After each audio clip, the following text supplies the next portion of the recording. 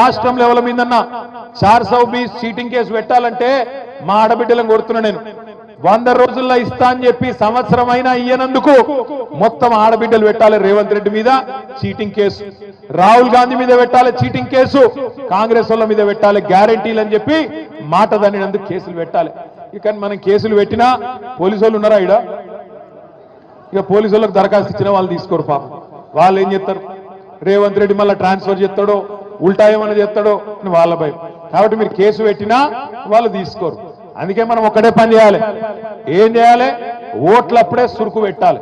మళ్ళా ఓట్లకు వస్తారు, ఎక్కువ దూరం లేదు, చేవెళ్లలో తొందరలోనే ఎమ్మెల్యే ఎన్నిక కూడా మళ్ళా కాబోతున్నది, ఉప ఎన్నిక కాబోతున్నది.